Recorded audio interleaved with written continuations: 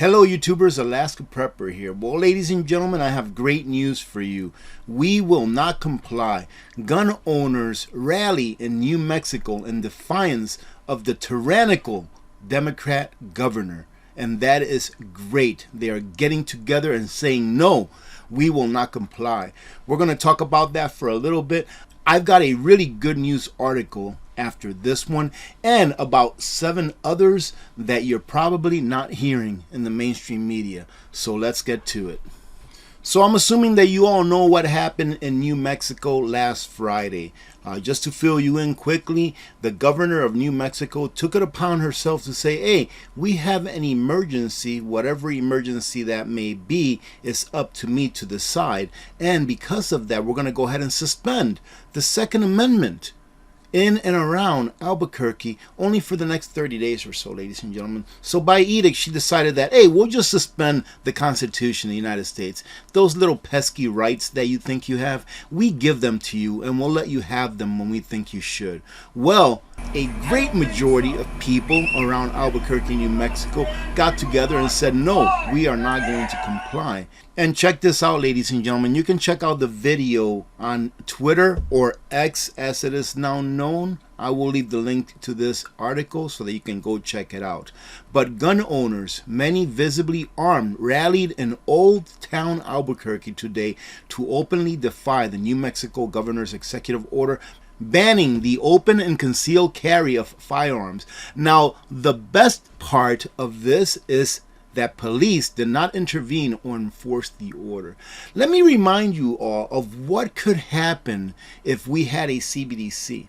What other effects could happen should we already be advanced in the tyrannical rule that our government wants to put in place for us, such as a CBDC, a centrally banked digital currency, digital money. All right, ladies and gentlemen, imagine if we had a CBDC. Do you think that maybe some of the accounts of the people that attended this rally would have been canceled or shut off or suspended?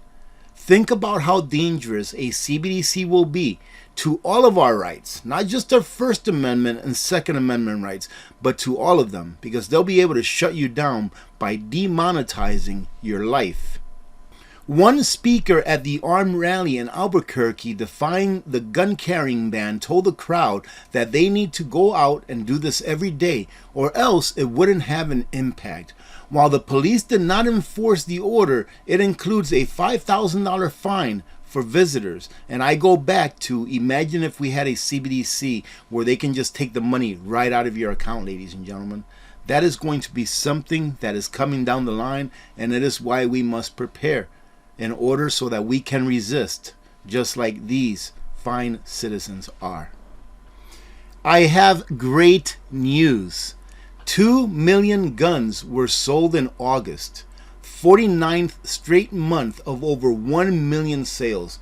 That is great news. Ladies and gentlemen, that is freedom. And for those of you out there that are anti-Second Amendment, ask yourself, who is going to save you when the time comes? It will not be the police. Not because law enforcement are bad people, but because they have too much ground to cover in order to make it to your location in a timely manner. And I'll say it again like I've said it before, and even law enforcement officers say the same thing, that police are minutes away when seconds matter. Ladies and gentlemen, it's just true. Here where I live, in the best of circumstances, we actually had something happen a while back where police were involved close to where I live. And it was about 25-30 minutes. And it was a very big emergency, right? And it was about 25-30 minutes before the police officers got on site. The roads were nice and clean and empty. And it still took them 20-25 minutes to get to the area that they needed to get to. Now, what's going to happen during inclement weather, right? What's going to happen, ladies and gentlemen, is that you're going to be waiting for help, and it's never going to get there, at least not on time. This is very troubling, and obviously pretty much all of the stories that I'm going over with you today, ladies and gentlemen, they can all have their own videos. So by all means, take a look at the pinned comment and go and check and see these articles for yourself. I will be leaving a link to every one of these articles that I go over. A new energy bill could see Brits jailed for failing to comply with net zero regulations. Ladies and gentlemen, are we getting a little draconian here? Yes, we are. Unfortunately, John over there and the funky prepper over there in the UK, they're having to deal with this nightmare. And don't worry about it though, ladies and gentlemen, because one day the people that are pushing this, they will be suffering worse than everyone else because they're not as prepared as the ones that are fighting against this. If you've ever noticed, the people that are fighting against this kind of stuff are people that are actually actively getting prepared because they can see what's coming. UK businesses and homeowners could be jailed for up to a year or fined £15,000 for non-compliance with new energy efficiency regulations. One such draconian regulation states that household appliances such as fridges, washing machines, and heat pumps must be fitted with smart functions that can be controlled by any person carrying out load control, namely the national grid, which oversees the majority of electricity transmission and distribution in Britain. So pretty much what they're saying is that they want all of your major appliances to have a smart control function that someone can turn on or turn off or maybe bring up or bring down. Ladies and gentlemen, pretty much controlling every step of your life, even more so than they already do. This is what we're facing with this religion called climate change. They are getting rid of those things that actually work. Coal, natural gas, and nuclear. They're getting rid of these things. I think France shut down like half of their nuclear plants. And now they have nothing to replace it with. They have solar and windmills that are failing to produce for them the energy they need. And now they're having to revert back to coal. Is this an oxymoron or what, ladies and gentlemen? So once they do actually get rid of the capability of us to actually be able to use coal and natural gas and these fossil fuels that have actually allowed us to prosper and have the standard of living that we have today, once they get rid of it, those people that were pushing for these things to be gotten rid of, they're the ones that are going to suffer the worst, the most, and at first. Because those of us that see what's coming, we're getting prepared for the day that they actually achieve their dream of net zero. And they are the ones, ladies and gentlemen, that will suffer the most. Why? Because you are listening. You are getting prepared.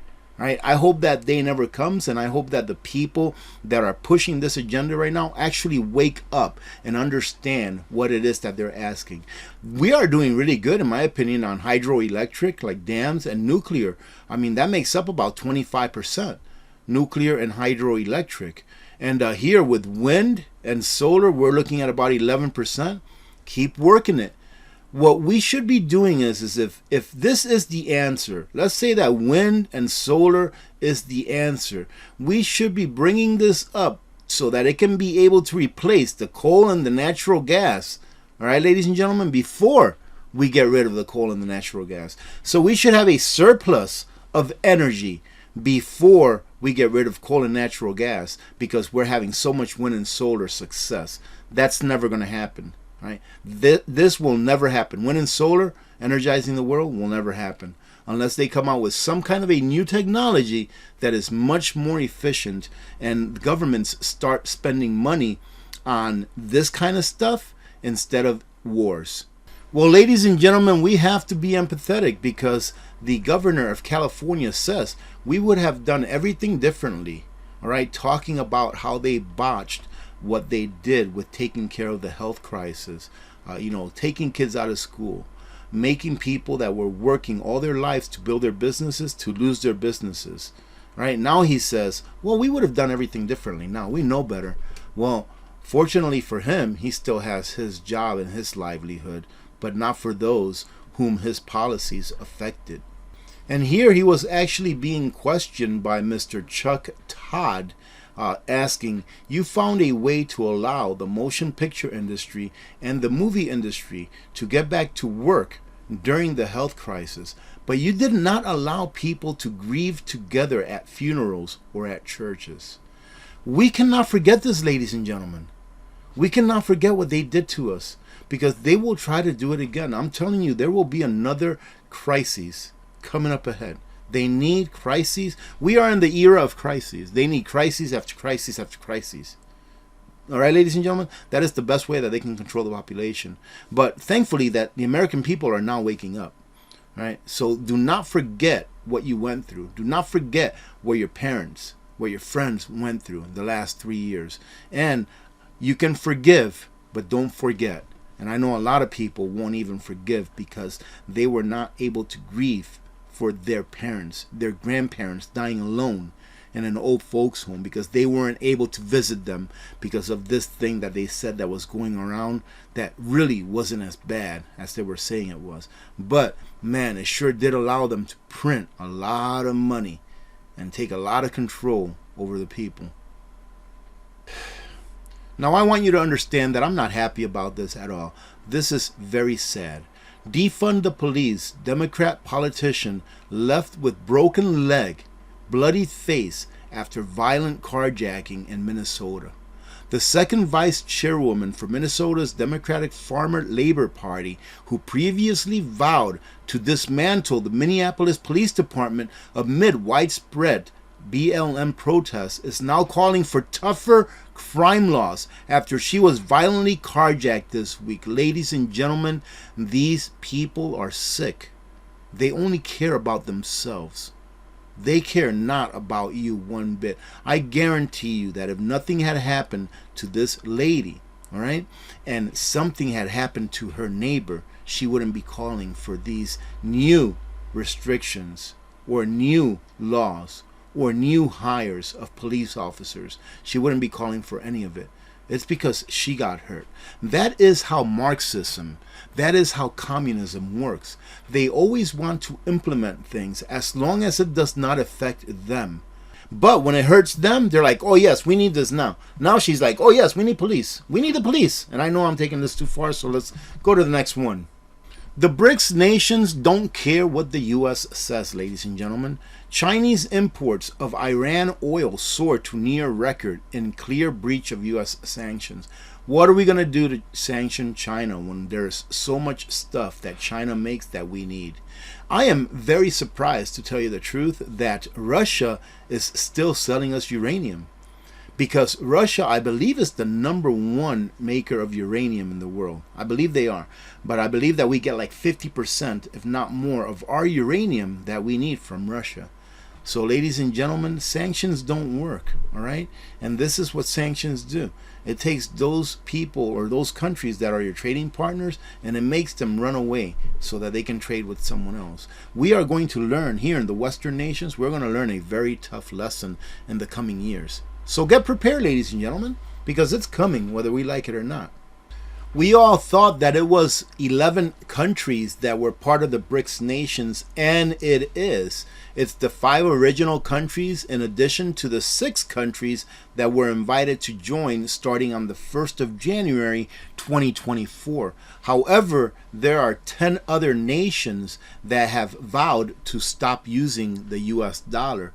As I've stated in the past, this is going to be a slow decline where there is going to be less and less US dollars or Federal Reserve notes needed, all right, around the world. And they are going to be coming back here to the US. It's not going to happen all at once, but it will be a gradual decline. We will have pretty heavy dips. So there will be times where the dollar maybe loses 10%. Or 20% in 1 year, and then we plateau for a little bit, and then we lose another 10 or 20% or 30%, and then it plateaus a little bit until we are at a level or equitable playing field with the third world countries of the world.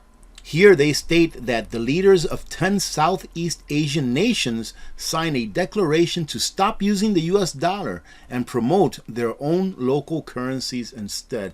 And in all honesty, you have to ask yourselves what's wrong with a country wanting to use their own currency for trade. It only makes their currency a little bit more valuable if they do. So what is wrong with that, ladies and gentlemen? I find nothing wrong with that. Does that take away from the dominance of the US dollar? Yes, it does. But why should the US dollar be the one-all, be-all currency of the world? It does have a large share of its usage around the world. However, if a country decides that they want to trade with something other than the US dollar, with their own currency or some other nation's currency, why in the world can't we say, okay, let's all just trade with one another and live in a peaceful world? Why can't we just trade with our neighbors and live in a peaceful world instead of having all these endless wars. But that's just me thinking out loud. I guess you can call it wishful thinking. And here they say that the group consists of 10 countries, and the BRICS alliance is now an 11-member group, which comes up to 21 countries who have officially agreed to ditch the dollar for global trade. And if you want to know what those 10 countries are, they're right here. Brunei, Cambodia, Indonesia, Laos, Malaysia, Myanmar, the Philippines, wow, Singapore, Thailand, and Vietnam. Also, the BRICS alliance includes Brazil, Russia, India, China, South Africa, Saudi Arabia, who them invited, UAE, Egypt, Iran, Argentina, and Ethiopia. So, ladies and gentlemen, as I've stated in the past, the dominance of the US dollar as the mechanism by which we trade with one another globally is going to continue to go downhill. It's going to take some pretty heavy dips at times, and then it will find a plateau. So let's say, for example, that the dollar will take a 10% hit or a 20% hit, and then it'll find a plateau and stay pretty steady for a little bit until people get used to that inflation, right? Just like we're getting used to this new inflation now, right?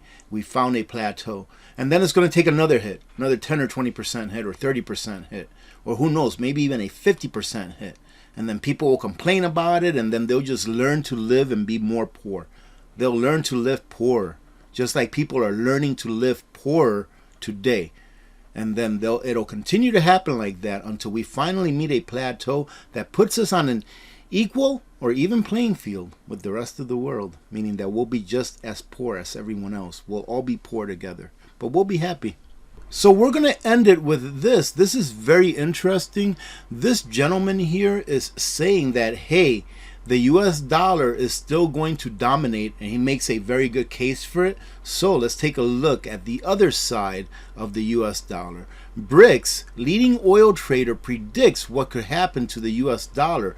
And like I said, in this gentleman's case, he's saying that, hey, the US dollar is going to be dominating for a very long time. And man, you know what? He makes a very good case, ladies and gentlemen. So here it is. Hardy stressed that a handful of developing countries are irritated by the actions of the U.S. government, and that's true. I think it's more than a handful, but that's true. The White House's pressing sanctions against other nations are what led to them to ditch the dollar for global trade. However, he revealed that Saudi Arabia and the UAE could be in trouble if they decide to accept local currencies and not the dollar for oil trade. Why is that, ladies and gentlemen? Well, it happens to be that Saudi Arabia and the UAE, their currencies are pegged to the dollar. But I'll tell you my but here in the end. The CEO explained that Saudi Arabia and UAE's native currencies are pegged to the US dollar. Therefore, a decline in the US dollar's prospects would directly hurt the economies of Saudi Arabia and the UAE. The two are intertwined, and Middle Eastern countries will find it hard to sustain their economies if the dollar dips. Nobody can replace the US dollar, he says. The oil sector is closely tied to the US dollar, and uprooting the existing sector will only hurt the economies of the BRICS nations. Local currencies can only go this far and would fail to maintain their stronghold in the volatile oil markets. He makes a great point, but what I think he may be missing, and I'm not an expert at this, ladies and gentlemen, what I think he may be missing is, what if the BRICS nations come up with a currency that is pegged against gold? Right, ladies and gentlemen? So if they come up with a currency that is pegged to gold, then does it really matter that the Saudi currency is pegged to the dollar, or the UAE currency is pegged to the dollar, when they are now part of an alliance that has its own currency that is pegged to gold? I may be way off here, but I think that makes sense. Well, ladies and gentlemen, Obviously, I'm recording this on Monday evening because I wanted to get all of these articles. They just kept building up and building up. And I'm like, I have to talk about all of these. These are all important things to talk about. So I hope that you stuck through this and got to the end, at least so that I can tell you thank you very much for joining in today. I don't know if I'll put out another video on Tuesday. I do have to work on about 2 or 3 reviews that I've got coming up. Obviously, this is National Preparedness Month, so I am going to be reviewing, I think, another 2, maybe 3 more solar generators before the end of this month. I like to bring you these videos, ladies and gentlemen, because different people have different needs, and different needs require different things. So it's good that I can put out different items out there that you can take a look at, and who knows, even if one person that watches the video like, oh my goodness, I need one of those, it's a good thing all the way around. Having said that, have a great rest of your day. God bless you. God bless America. I'm Alaska Prepper, and I am out.